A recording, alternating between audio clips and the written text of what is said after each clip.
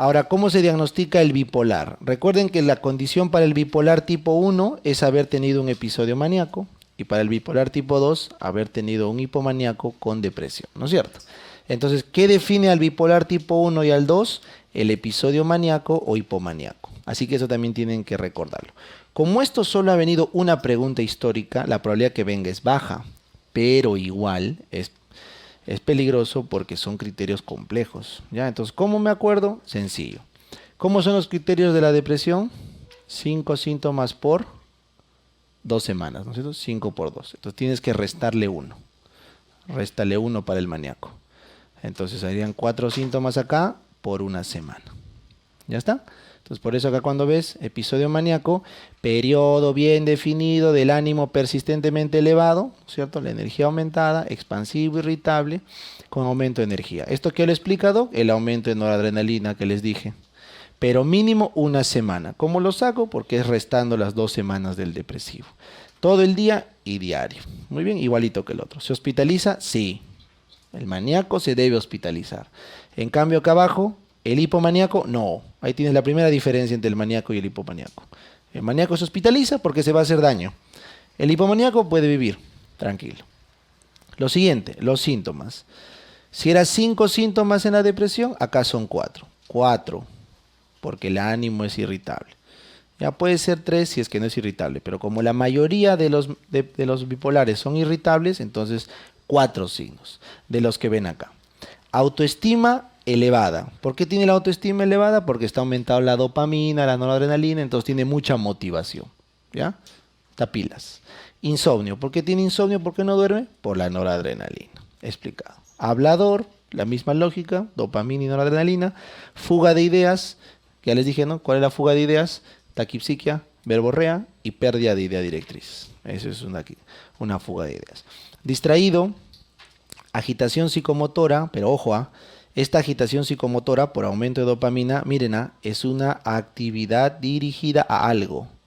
Ahí siempre se confunden.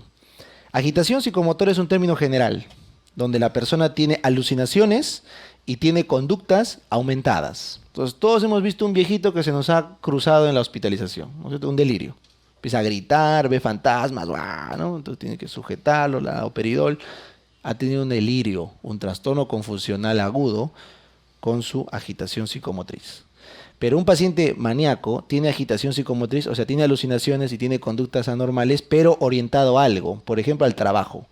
Todo el día está en su trabajo, ¿correcto? O una pintura, por hablar, se dedica solo a eso, mañana, tarde y noche.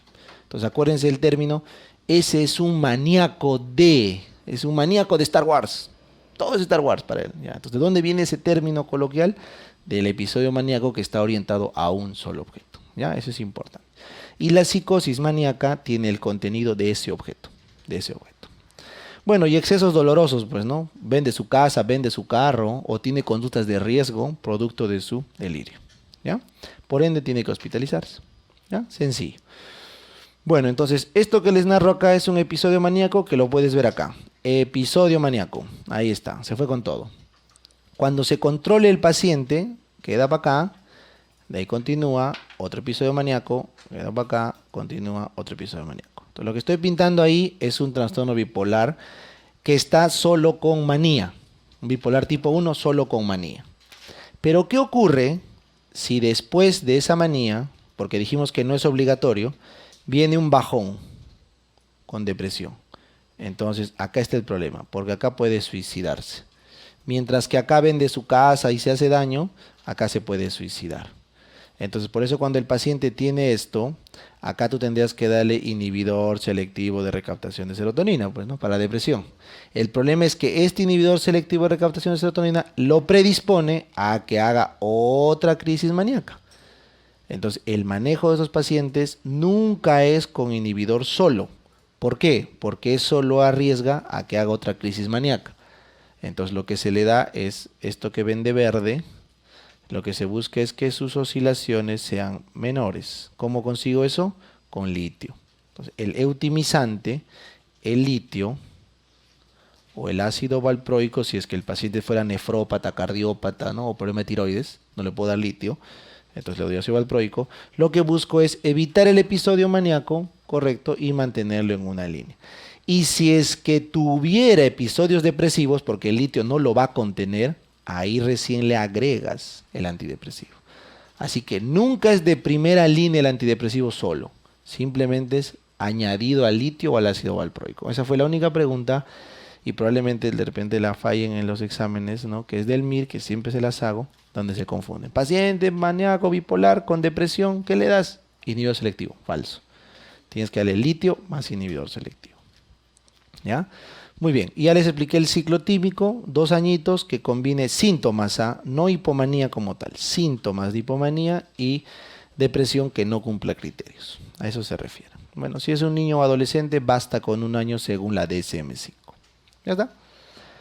Bueno, eso es para diagnosticar. Estoy yendo un poco rápido porque está escrito, chicos, en verano está todo ahí. Y vamos al tratamiento. Entonces, en la diapo que viene está el tratamiento con litio, que ya lo expliqué, y en la diapo de acá está el tratamiento de la depresión.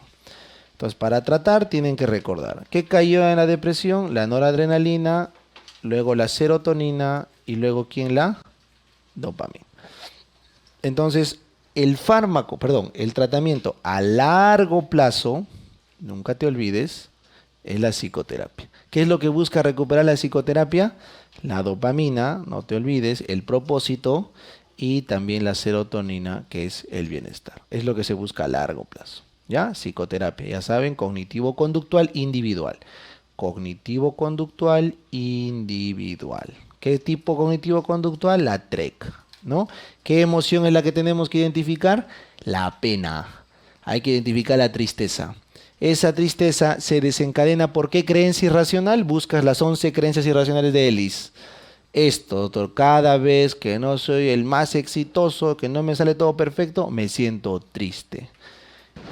Sobre eso atacas. ¿Te parece racional? Y ahí le haces pregunta tras pregunta tras pregunta hasta que el paciente con su razonamiento, porque eso depende de su inteligencia, destruye este concepto.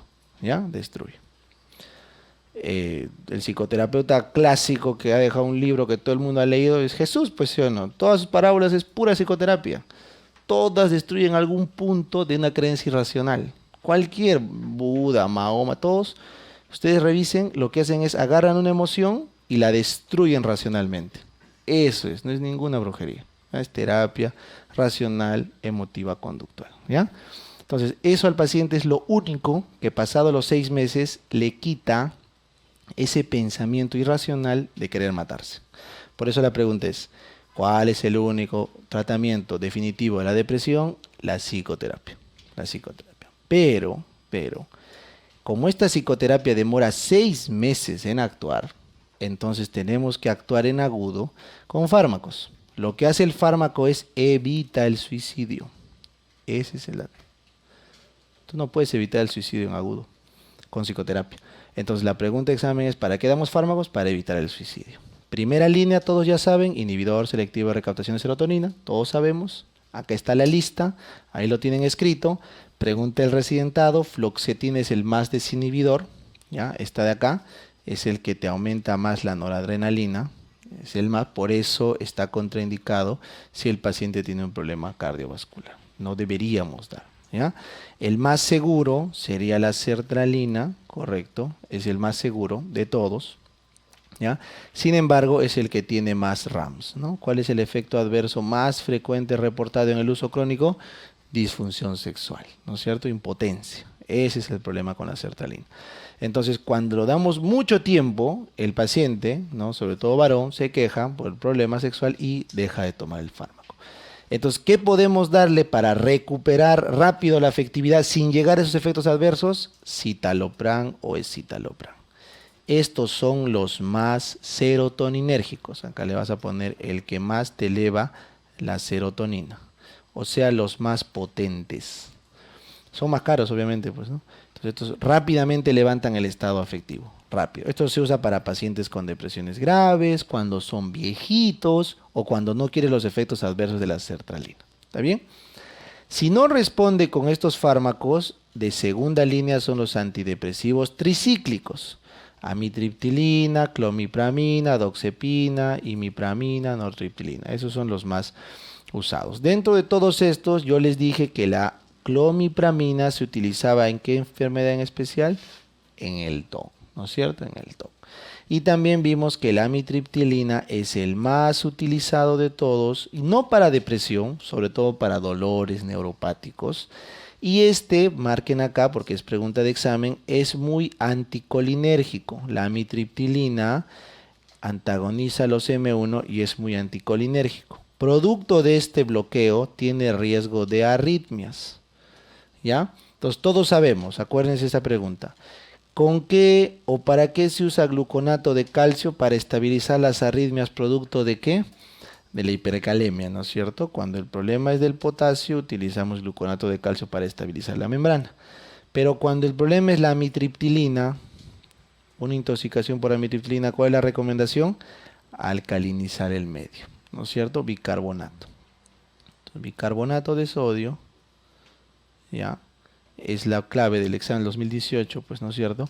Para la intoxicación por amitriptilina con riesgo de arritmia. Entonces siempre eso les pongo acá para que no se confundan. Gluconato de calcio es pregunta repetida hasta el cansancio para las arritmias por hipercalemia. En cambio bicarbonato es la que nos vino por amitriptilina. Bueno, entonces esto de segunda línea no se usa. Acá está igual para que lo tengan, ¿ya? En cambio los americanos o las guías americanas dicen, oye, tengo un inhibidor selectivo de recaptación de serotonina solamente, pero solo está levantando esto. ¿Qué me falta levantar? La noradrenalina, porque no puedo meterme con la dopamina. Entonces, ¿qué fármaco le damos? Duloxetina, pregunta de fármaco. Acá me faltó subrayar, porque esta fue pregunta de examen del residentado. Subrayenlo. Y venlafaxina. Son inhibidores de recaptación de serotonina y noradrenalina. ¿Ya? De estos dos. Muy bien. Entonces, la ventaja con estos es que aumentan el humor, mejoran, y también aumentan la atención. ¿Ya? Vean ustedes cómo es un paciente en tratamiento antidepresivo. Está alegre, ya recuperó el humor, está feliz, ya no está triste, pero no está atento, sigue estando ido. ¿Ya? Demora meses en salir de ese estado, pero con la venlafaxina al toque se reinserta. ¿Ya?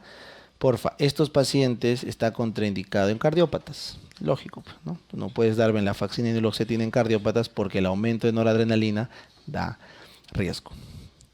Bueno, si algunos les preguntan cuándo usar inhibidores de la monoamina oxidasa en casos refractarios en depresiones endógenas. ¿Se acuerdan las endógenas? Las biológicas, ¿ya? Esas que cuando son refractarias al manejo, se da eso. Pregunta donde todo el mundo cae. Si el paciente está en tu emergencia con intento suicida ese rato, ojo que el intento suicida ocurre unas horas antes, ¿no? Empieza a gestarse la idea final, ¿no? El paciente ya está convencido que debe matarse y el intento le puede durar máximo un par de días, no más. Así que ese tiempo que el paciente desencadena la psicosis aguda de querer matarse, lo hospitalizan y le dan haloperidol o sujeción mecánica con vigilancia del familiar. Y si no responde con esto, el tratamiento más efectivo histórico para el suicidio es la terapia electroconvulsiva, pues, ¿no es cierto? En los hospitales psiquiátricos. ¿Va? Una descarga es como reiniciar el cerebro, pues, ¿no? Todos los neurotransmisores se agotan. Entonces ya no hay la idea delirante. ¿Ya? Bueno, es bien sencillo esa parte. Ahora acá les he dejado una diapo, no la vamos a explicar porque está escrita, del litio. Lo que se da es carbonato de litio, ¿verdad? Entonces un paciente con carbonato de litio, todos sabemos que lo que hace el litio es bajar la liberación de noradrenalina y de dopamina. Pero el problema con el litio, como lo ves, es que es un análogo del sodio. Entonces te va a alterar todos los potenciales de membrana y el riñón. Por eso miren acá, efectos adversos del uso crónico de litio. ¿Cuáles son, Doc? Los más frecuentes. Tracto gastrointestinal, gastritis, pregunta examen, poliuria, temblor, aumento de peso porque retiene líquidos, ¿ya? Fatiga y clínica dermatológica variadísima. Cardiovascular, pregunta el residentado. ¿Cuál nos han preguntado? Da arritmias sinusales. Hematológicas, pregunta también fue del ENAM y del seguro un montón de veces. Leucocitosis, no da leucopenia, leucocitosis, ahí está. Ya, renal, pregunta el residentado. ¿Ya? No puedes dar litio a un paciente con falla renal crónica. Esta es la más frecuente de todas. ¿Y cuál es la afectación, Doc? Acá. Intersticial y tubular. No es al glomérulo. es intersticial y tubular, como los AINES, como la rifampicina, como la penicilamida, ¿ya? Y este daño te lleva hasta una diabetes insípida del tipo nefrogénica. Eso sí recuerda, ¿ya? Por ejemplo, el aminoglucosio da necrosis tubular aguda, ¿sí o no? El aminoglucosio. En cambio, el litio da clínica intersticial, nefritis intersticial crónica. Muy bien. Endocrina, también fue pregunta de examen, la tiroides y la paratiroides. El hipotiroidismo es porque el litio bloquea la bomba de Bolshakov, la bomba de sodio y yodo, bloquea. Y el hiperparatiroidismo es porque el litio altera el receptor sensitivo de calcio, ¿ya? El sensor de calcio de la PTH, ¿ya? Esos dos. Bueno, y acá siempre les pregunto en todos los exámenes para ver si han leído anomalía de Epstein, pues, ¿no? Es una de las más frecuentes alteraciones congénitas que tienen ¿no? los fetos de mamás con bipolaridad, pues. Anomalía de Epstein, ¿no? La implantación baja del tricúspide. Bueno, entonces con esto ya está explicado. Pero un paciente bipolar tiene riesgo de suicidarse, ¿sí o no? Entonces, ¿cuál es lo primero que va a utilizar para suicidarse? Él no es médico, no sabe con qué matarse. Va a agarrar sus pastillas, pensando que eso lo puede suicidar. Entonces, la intoxicación aguda por litio ocurre en los intentos suicidas. Y ahí tienes desde 1.5 mil equivalentes hasta 2.5 que es letal. Y ahí están los grados, ¿ya? Preguntas de examen, esto ha venido. Fasciculación, convulsión en los moderados y la falla renal es la causa final de muerte. Falla renal aguda, ¿ya? Aguda. Muy bien. Ese es por daño tubular, ¿eh? Daño tubular directo a esa concentración. Muy bien, chicos. Entonces, con eso hemos terminado los temas más importantes. Ahora vamos a pasar rápido al que estaba en ascenso. ¿Cuál les dije que era en ascenso? El alcohol. Entonces, regresen acá al alcoholismo, ¿ya? Vamos a hacer alcoholismo más, y ahí vamos a terminar. Y como les digo, se demora un poco por el examen. Las clases pendientes las vamos a ver el día de dermatología. Cuando haga dermato conmigo, ahí vamos a hacer. ¿Ya qué deben recordar de alcoholismo? Alcoholismo peligrosamente se aproxima como un nuevo tema que va a venir siempre, porque ya vino en ENAM, vino en residentado, así que ojo, ¿ya? Entonces, primer dato que deben tener es la droga número 1 en el Perú. Pregunta de salud, droga número 1, correcto. Existen los términos de consumo patológico, perjudicial, que no lo vamos a ver ahora. Es cuestión de calcular cuántos gramos de alcohol se consume por día. Ya, lo vamos a calcular. Ha sido pregunta de examen, ¿cuál es la farmacodinamia del alcohol? No se olviden, el alcohol es un inhibidor, por favor, pero pónganle acá entre paréntesis porque si no se pueden confundir. Es un inhibidor que actúa en el canal GABA. Lo abre, pero abre el canal GABA propio, por lo tanto te lleva hasta el coma. Eso sí deben saber. Si tú tomas una benzodiazepina, es un análogo GABA alostérico, no te va a llevar al coma, a lo mucho sedación y ahí quedas. Pero si tomas alcohol y te intoxicas, llegas hasta el coma y el apnea y el paciente se muere, porque actúa directo en el canal, ¿ya? Ahora tú me dirás, doctor, pero el alcohol no me inhibe, al contrario me desinhibe. Claro, es que el alcohol inhibe al centro que nos inhibe, ¿ya? Entonces, ¿cuál es ese centro que nos inhibe? El prefrontal. Siempre les enseño así, ¿no es cierto? El prefrontal, ahí están las conductas sociales aprendidas. Si yo inhibo al prefrontal, libero a mi límbico, al que está acá. Luego, si yo inhibo a los centros represores del límbico, libero las emociones más básicas y la persona se vuelve agresiva, ¿no? O empieza a llorar de la nada. Y sigo bajando y si empiezo a inhibir al cerebelo, voy a tener ataxia. Y si empiezo a inhibir al centro respiratorio, apnea. Así que la inhibición en el alcohol es progresiva, progresiva. Arranca en los centros superiores y va bajando hasta el cerebelo y el bulbo raquídeo. Por eso, vean acá, la intoxicación aguda por alcohol arranca desde los 20 miligramos por decilitro, ¿ya? Que lo puedes llevar también en gramos por litro, es cuestión de correr los ceros. Y avanza, avanza, avanza, avanza hasta ser literalmente letal a partir de 3 miligramos por decilitro o sería 3 gramos litro. ¿Ya? Entonces es cuestión de hacer las conversiones.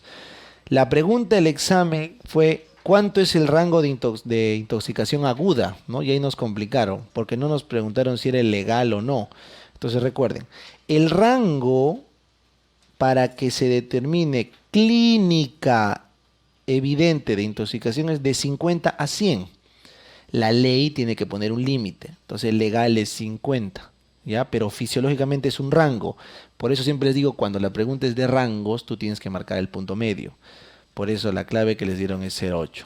Honestamente no estoy de acuerdo con esa clave, porque era muy confusa. Yo pienso que querían poner 0,5, que es lo legal, y pasaron mal el PDF. Eso es mi hipótesis. Igual, eso se sabe, no se puede impugnar ni nada. El único argumento para esa clave es que ellos han tomado el rango clínico y te han dado un valor al medio, no el legal que es 5. Pero bueno, ya eso es cada uno queda a criterio. Pero esto que ven acá son los grados de la DCM, del up to date, según la cantidad de alcohol. Entonces, 20 miligramos por decilitro es imperceptible. Solamente disminuye la coordinación fina y la velocidad de la respuesta. Nada más. Difícil de probar. En cambio, de 50 para arriba, ahí hay alteración del juicio que se puede evidenciar con los test y de la coordinación ya que se nota. ¿Correcto? Inclusive acá vamos a tener el habla, ¿no? El habla farfullante, ¿no? El paciente que está borrachito, que no puede articular bien las palabras en este grado, ¿ya? Luego sigue subiendo la intoxicación, más de 100 a 150 y hay afectación completa del cerebelo. ¿Cómo sé que el cerebelo está totalmente alterado? Por el equilibrio. Ataxia. Por eso la pregunta era ahí, el paciente estaba bien intoxicado, ¿cuál es un signo de que está intoxicado? La alteración de la marcha. Porque si se altera la marcha es porque ya estás en cerebelo, estás bien abajo, ¿ya? Finalmente, más de 150 ya tienes letargia, o sea, ya estás entrando en trastorno de conciencia y dificultad para levantarse. ¿Por qué? Porque afectas el tono. No sé bien dónde está el tono integrado, aparte del cerebelo, en el tronco. Entonces ya estás en el puente, tono muscular. Si el borrachito que no puede levantarse o que está todo flácido tirado, ya sabes que está en bulbo, en puente. De ahí es un pasito para el bulbo y ahí queda, ¿no es cierto? Entonces, estás en puente, en el tronco encefálico, el siguiente es bulbo. Por eso en 3 gramos o 300 miligramos por decilitro, como lo quieran ver, ya el riesgo de coma es inminente. Si no está haciendo coma con este grado es porque tiene tolerancia, ¿ya? Si no está haciendo trastorno del equilibrio con esto de acá con 150, tiene tolerancia. Así que están tomando en tu grupo, todos ya están mareados, están cayéndose y tu pata sigue parado. Y eso que ha tomado igual que ustedes, eso ya es un criterio de alcoholismo crónico, porque es tolerancia. O sea, no ha perdido el equilibrio a pesar de ya estar superando 1,5 gramos, ¿ya? Y 3 gramos coma, eso también es tolerancia. 4 ya, no, más allá de 4 ya con la vida no es compatible, por eso ahí está el paro respiratorio, ¿ya? Bueno, entonces lo que hemos hablado de la intoxicación aguda, ¿producto de qué? De la inhibición que genera, ¿ya? Está fácil, por eso revisen la tablita. Ahora, cuando les pregunten la desintoxicación crónica, que ahorita vamos a conversar, son los daños que se hacen a los órganos. Eso vamos a conversar ahorita. Un poquito de farmacocinética que les puede interesar, bueno, es lipofílico, por eso llega al toque al cerebro. Metabolismo de orden cero, ¿qué significa, Doc? Que es constante. Así que si tú no sabes tomar y te metes de frente un par de shots, te vas a intoxicar porque tu hígado no responde en orden 1, responde en orden 0. O sea, constante. En cambio, si tú te empiezas a pepear con benzodiazepina, tu hígado responde en orden 1. Empieza a metabolizar más porque metaboliza una fracción. Es orden 1. En cambio, orden 0 es metaboliza constante. 10 mililitros de alcohol por hora. Nada más. 10 mililitros de alcohol por hora. Por eso la gente que sabe tomar, metaboliza al ritmo de su hígado y toda la noche aguanta. El que no sabe tomar, 2 shots y ya está, tumbado. ¿No es cierto? Entonces, porque el tipo de metabolismo. Cuando me digan eso, doctor, mentira, porque mi amigo, mi amiga me tumba en un ratito, ¿no es cierto? A pesar de que se toma los mismos shots, es porque esta vía del meos, no se olviden, la microsomal, es inducible y representa el 30%. Entonces, 30% del metabolismo es inducible y el que toma bastante lo tiene inducido, ¿ya?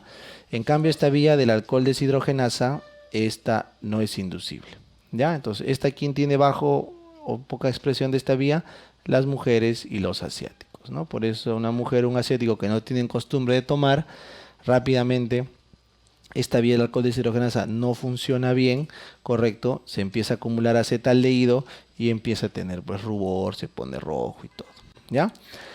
Muy bien, en cambio el que toma aumenta esta vía microsomal y metaboliza más rápido. La idea es que el etanol desaparezca de la sangre. Pregunta examen, ¿eh? El gol estándar para intoxicación es etanol en sangre.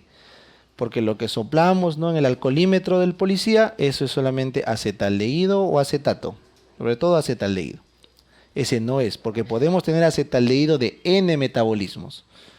Te comes un pay de manzana gigante, vas a marcar positivo en el alcoholímetro de la policía, ¿ya? Pero tienen que dosar en sangre el etanol, no se olviden eso, ¿ya? Muy bien. El acetaldehído pasa a acetato con una última enzima, la aldehído deshidrogenasa, que se bloquea con el disulfirán, se bloquea con el metronidazol, se bloquea con las cefalosporinas, ¿no? Y por eso generan el efecto antabús, ¿no es cierto? Esa es pregunta de fármaco.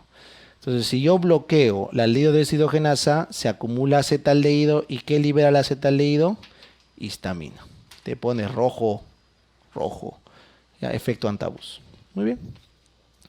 Y el último dato de este gráfico que no debes dejar pasar es, mira, el alcohol en su metabolismo genera NADHs. NADHs. ¿Y eso qué significa para la célula? Energía.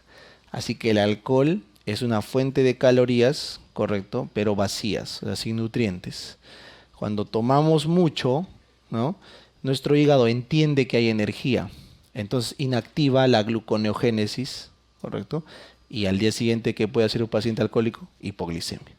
Por eso el riesgo del paciente alcohólico es morir de hipoglicemia por un coma hipoglicémico porque ha engañado a su hígado, o morir de hipotermia porque hace vasodilatación periférica por la histamina. Son los dos riesgos del intóxico agudo, ¿ya? La hipoglicemia y la hipotermia. Por eso ese gráfico nunca lo saco. Es súper importante, ¿ya? Como le dices que tienes energía, empiezas a acumular grasa. Por eso cuando dicen la chela engorda, no, el alcohol engorda. Cualquier alcohol, vino, cerveza, ron, whisky. Porque lo que hacen es aumentar tu energía y eso le dice a tu célula, haz grasa, porque hay mucha energía, ¿ya? Muy bien. Ahora cambiamos y vamos a hablar de la intoxicación crónica. Y con eso terminamos nuestra clase. La intoxicación crónica es cuando el paciente tiene mucho tiempo tomando, correcto, y va lesionando sus órganos y su clínica y su mente y hace clínica evidente. ¿Qué es entonces un paciente intoxicado crónico o alcohólico crónico? Vayan a la siguiente diapo. Esto que ven acá, esto sí me parece que puede venir. Es más, debería venir. ¿Ya? Saber diagnosticar. Medio Perú sería alcohólico si aplicamos los criterios de DSM a rajatabla, ¿correcto? ¿Qué dice la DSM? Es alcohólico crónico el que tiene 2 o más, antes era 3, ahora es 2.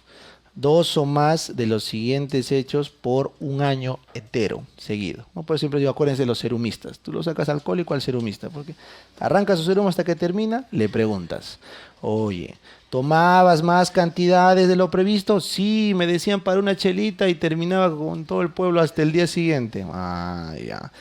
Tenías un deseo de abandonar o controlar, todo mi serum quería estudiar, pero al final siempre era más las fiestas. Bueno, tienes. ¿Cuánto tiempo a la semana tomas? No hay nada que hacer en el serum, todo el día, pues todos los días. Ah, alcohólico, ¿correcto? Si tú quieres diagnosticar esto en laboratorio, le tienes que medir el volumen corpuscular medio, ¿ya? Una macrocitosis es criterio de alcoholismo crónico. O si la gamma glutamil transpeptidasa está elevada, criterio de alcoholismo crónico. O si la GOT dobla la GPT, también criterio de alcoholismo crónico. Entonces un serumista llega en mayo, le vas a dosar volumen corpuscular medio, gamma glutamil y GOT. Si están elevadas, eso es riesgo, o mejor dicho, signo de alcoholismo crónico. ¿Y cuál es el gol estándar? Que la gamma glutamil al 5.º día de abstinencia caiga. Si al 5.º día le vuelves a tomar y ha caído, ya ese es fijo, alcohólico crónico, ¿ya? Entonces, esa es la forma de evidenciar. Pero eso es solamente adicional, porque el diagnóstico es clínico. Bueno, ansias o un poderoso deseo de consumir alcohol. Todo el rato está pensando en eso. Incumplimiento de los deberes. No presenta nada a la microred porque tenía una fiesta, pues, y tiene que arreglarlo. Pero como la fiesta era con el jefe de la microred, no pasa nada, pues, ¿no es cierto? Entonces, es típico que en provincia, les hago ese ejemplo porque es, les digo, medio Perú sería alcohólico. Medio Perú, si aplicamos la DSM, ¿ya? Consumo continuado a pesar de sufrir, o sea, ya tuvo robo, ya tuvo problemas en el trabajo y sigue tomando. Abandono o reducción de actividades importantes. Lo primero que se afecta es la familia, no el trabajo, ¿ya? Dentro de lo que se afecta en las esferas sociales, primero es la familia, luego es el trabajo, ¿ya? Consumo en situaciones de riesgo físico, ¿no? Solamente el hecho de manejar un carro tomando ya es un criterio DSM para alcohólico, ¿correcto? Pero ojo, todo un año. no es una vez, tiene que ser un patrón constante, ya recuerden eso. Y finalmente se continúa con el consumo a pesar de todo lo que este genera. ¿Ya? Esos son los criterios que yo le llamo de conducta. Le pongo de color verde porque es de conducta. En cambio vamos a poner acá de color rojo tolerancia y abstinencia porque esos son biológicos. Tolerancia significa que requiero más cantidad de alcohol para el mismo efecto. ¿El ejemplo cuál era? Que en 1.5 no esté atáxico o en 3 no esté en coma. Es el ejemplo objetivo de tolerancia. ¿Y qué es abstinencia? Cuando yo le quito el alcohol y el paciente hace clínica de abstinencia, que eso sí es lo más importante y lo más preguntado. Pones un asterisco y te vienes acá. Eso es una pregunta casi fija si es que va a volver a venir alcohol. ¿Qué pasa cuando le quito una droga a una persona? Genero abstinencia. Así que recuerden, hay dos abstinencias, la mental y la biológica o somática. Mejor término es somático porque es más entendible. Entonces, ¿cuándo tenemos abstinencia mental? Ese es el craving, cuando la droga es estimulante. Por ejemplo, el tabaco, la cocaína, son estimulantes. Entonces, si yo te quito, ya no te está estimulado. Entonces, ¿te va a pasar algo? No, porque era una ganancia la estimulación. Entonces, tu mente lo que hace es te da abstinencia psíquica o craving. Tienes deseo impulsivo por conseguir la droga, porque lo que te daba la droga ya no lo tienes. Entonces, no hay un efecto orgánico somático, sino es mental. Entonces, cuando el paciente tiene esto, se ayudan los psiquiatras con el bupropión. Solamente para comentarlo. El bupropión es un inhibidor de la recaptación de noradrenalina y dopamina. Entonces, hago que la dopamina siga ahí persistente para el que tiene esa necesidad de la droga. Porque ¿qué hace la cocaína? ¿Qué es lo que hacen las drogas estimulantes? Aumentan la dopamina. Entonces, el bupropión puede ayudar a que no tenga tanto craving el paciente. ¿Ya? Muy bien. ¿Se puede salir entonces de estas drogas? Es más fácil que un paciente deje la cocaína que deje el alcohol. ¿Por qué? Porque la abstinencia es mental. En cambio, la abstinencia somática es por los que son inhibidores. O sea, por ejemplo, la heroína o el alcohol son depresores. Si yo te quito el depresor, te excitas. Inevitablemente haces clínica. O sea, un paciente alcohólico está totalmente inhibido. Su noradrenalina y su dopamina están inhibidas. ¿Por qué? Porque tiene mucho GABA.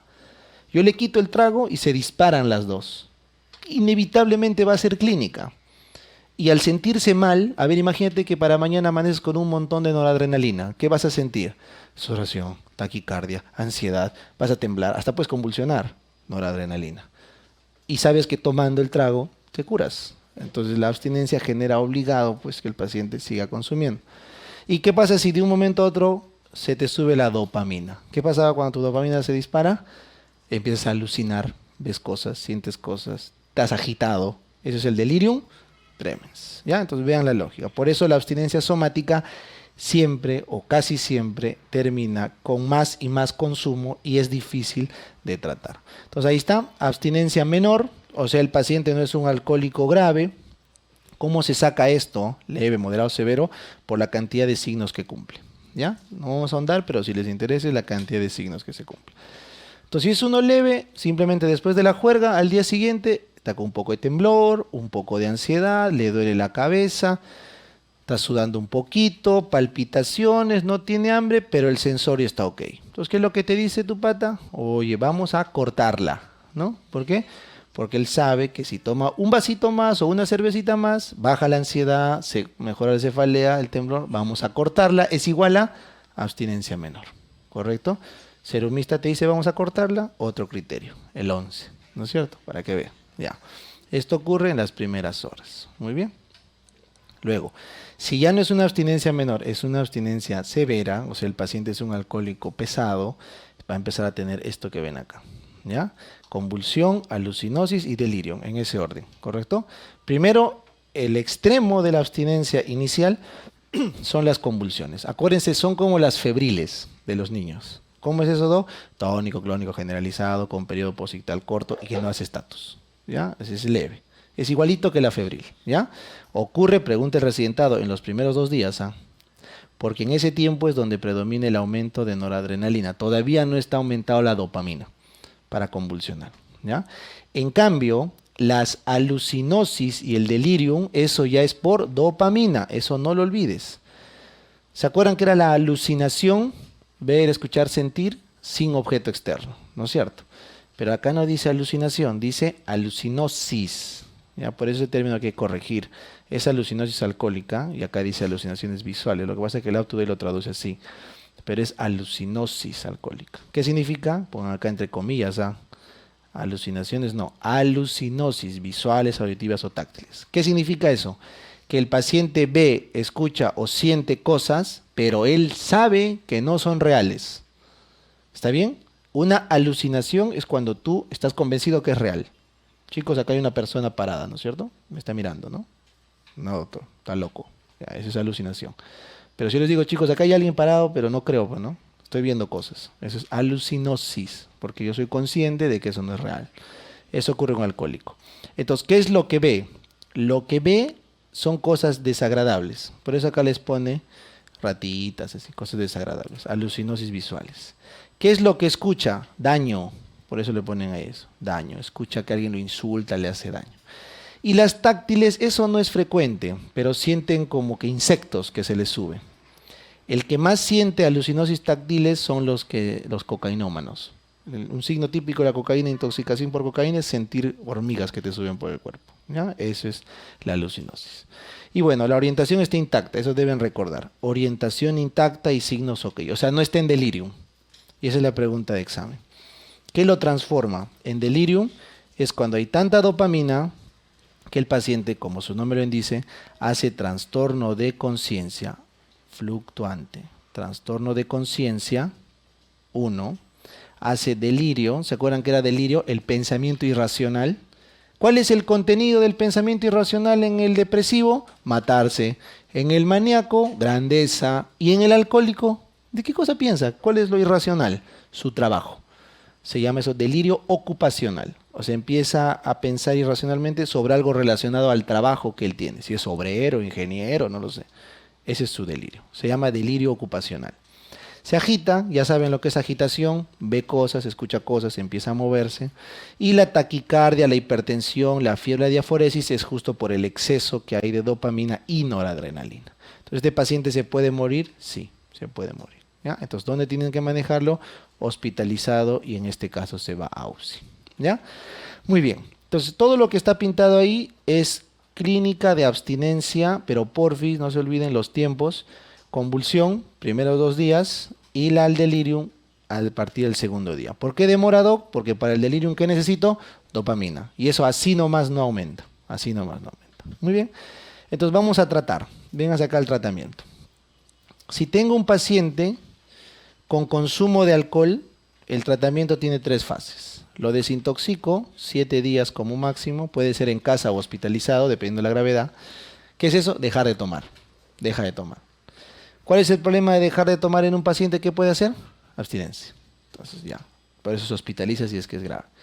Deshabituar, esto demora meses. A veces nunca se consigue. Solamente un 60% como máximo de gente de buena educación y buen estatus socioeconómico podría curarse el alcoholismo. Si no, no. ¿Ya? Es deshabituarse. Eso se hace en Alcohólicos Anónimos o en cualquier psicoterapia de grupo, grupal. Y finalmente reinsertar. Tiene que volver a hacer sus actividades sociales porque si no, no se va a curar. ¿Ya? Como les digo, solo responden un 60% de adultos de edad media y de clase socioeconómica media también. Si no, no responden. Bueno, y doctor, si viene un paciente con delirium tremens, ¿qué era el delirium? Abstinencia, mucha dopamina, se puede morir, tiene que ir a UCI, pues, ¿no? Entonces, soporte en UCI, y la pregunta es, ¿por qué le ha dado delirium? Porque le he quitado el trago. ¿Cuál es el tratamiento? Darle trago, ¿no? Pero no vas a darle trago, pues, ¿no? Entonces, ¿qué le das? El análogo, la benzodiazepina. ¿Por qué? Porque le puedes dar un montón de diazepam sin llevarlo al coma. Porque ¿cómo era la acción del diazepam? Alostérico. Entonces puedes llevarlo sin llevarlo al coma. Entonces tienes una buena ventana terapéutica para controlar las convulsiones, la agitación, todo.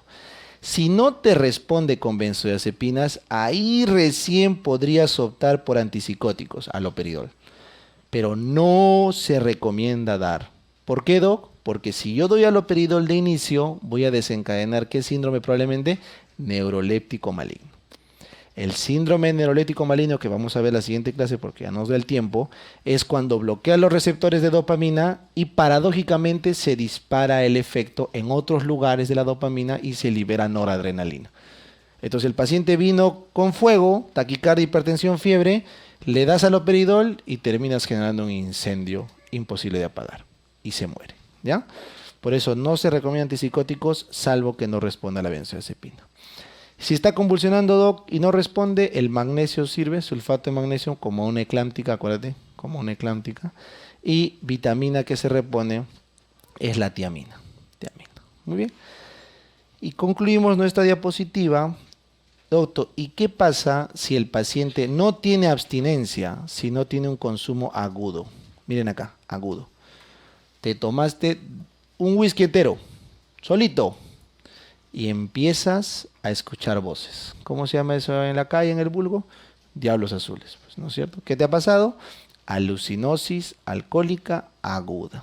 No es mortal, no pasa nada, no hay delirio, no hay ningún pensamiento irracional, simplemente tienes alucinosis, ya saben, entre comillas, alucinosis auditivas. Doctor, escucho voces, pero no creo, ¿no? Debe ser el trago. Sí, es el trago. Tu sensorio está ok, simplemente dejas de tomar. Doctor, pero las voces no me dejan dormir, están que hablan, ¿no? ¿Qué hago? Ah, ya, haloperidol. Ahí sí no hay problema, porque es una alucinación temporal. ¿Ya, chicos? Acá lo que les he puesto, estos trastornos psiquiátricos, ¿ya? Vamos a concluir con eso nuestra diapositiva para que no quede al aire. Entonces, si un paciente tiene daño crónico por consumo de alcohol, hay enfermedades que no se va a curar, ¿ya? Entonces vamos a apuntar esas que no se va a curar. Lo primero es la encefalopatía de Wernicke. Esto lo han estudiado en OSTE, pero igual lo vemos acá. ¿Por caída de qué vitamina? B1, ¿no es cierto? Tiamina. El paciente hace ¿qué? Confusión, ataxia y nistagmus, ¿no? Confusión, ataxia y nistagmus. ¿Esto es frecuente que encontremos en alcoholismo? No, porque el alcohólico, al menos acá en el Perú o en el del Ecuador para abajo, come cuando toma. Ya es un patrón de consumo mediterráneo. Come mientras toma diario. Entonces no es fácil encontrar esto. Si crónicamente tiene déficit de B1, ¿a qué va a degenerar esto? A la demencia psicótica de Korsakoff. Es cuando el daño ya es crónico, aparece demencia, más amnesia, más confabulación. Ese es el combo de Korsakoff. Como te das cuenta, el nombre, pues, ¿no? Es de esos sitios, los rusos, por ahí, donde el patrón de consumo es anglosajón, como los piratas. Toman, toman, toman sin comer. Días de días se pierden. Entonces, ellos sí hacen desnutrición. Entonces, ellos terminan haciendo demencia de Korsakoff, que es una demencia con amnesia. Se olvidan, amnesia anterograda. Pero para llenar el hueco, confabulan. ¿Ya? Confabular es llenar un hueco de la memoria con un recuerdo de otra persona o un recuerdo que no es propio del sujeto. ¿Ya? Siempre les digo, a ver, imagínate que yo te pregunte, ¿qué han hecho todo noviembre y diciembre el año pasado? Ay, estoy estudiando, he viajado. Ponte que no te acuerdas. No sabes qué has hecho 2 meses de tu vida. Entonces, la mente confabula y mete un recuerdo ahí. Y tu amigo te contó que se fue de viaje y tú dices, yo me fui de viaje, doctor. No, doctor, no he ido de viaje, te dice el familiar. Está confabulando. No está loco, ¿eh? Está agarrando un recuerdo de otro y lo está metiendo en su disco duro para no generar discontinuidad. Trastornos psicóticos, ya lo expliqué, la alucinosis. Esto recuerden, por favor, el alcohol, lo principal que complica es con depresión, ¿eh? El alcohol complica con depresión. Y a la inversa, los deprimidos terminan volviéndose alcohólicos. Es una con otra, ¿ya? El alcohol complica con depresión y la depresión complica con alcoholismo. Pero el alcoholismo producto de la depresión es el alcoholismo secundario. Eso es lo último que vamos acá a revisar, ¿ya? El alcohólico más frecuente es el primario, el que es alcohólico de base, ¿ya? Genéticamente inclusive tiene riesgo. 4 a 5 veces más riesgo de ser alcohólico el hijo de un alcohólico. Eso es típico del varón. Pero las mujeres, que es el más frecuente en las mujeres, que hacen depresión o algún trastorno psiquiátrico, producto de esa depresión, se vuelven alcohólicas. Entonces, el alcoholismo en la mujer más frecuente es el secundario y el alcoholismo más frecuente en el varón es el primario. ¿Ya? Muy bien. Bueno, hay insomnio, sueño cortado, disfunción sexual y ansiedad, pero eso sí no es muy importante. Ahora, en neuro, ¿qué puede pasar? El paciente alcohólico queda con degeneración cerebelosa. Miren a un alcohólico su marcha como es. Es atáxica, ya para siempre, no se recupera. Demencia alcohólica, pregunta de neuro, la segunda después del Alzheimer. Segunda causa de demencia después del Alzheimer. Es un paciente con clínica de demencia más consumo de alcohol, nada más. Ese es el criterio diagnóstico. Marchafada vignanis es raro, es cuando el cuerpo calloso se altera, pues no vamos a conversar. Puede dar mielinolisis y miopatía alcohólica proximal. Ya un paciente cuando esté intoxicado por alcohol suele destruirse los músculos proximales, ¿no? Bueno chicos, hay en verdad más enfermedades del alcoholismo, pero eso ya corresponde a cada capítulo. Ahí vamos a parar. En dermato, porfa, continuamos con las dos patologías que faltan, ¿ya?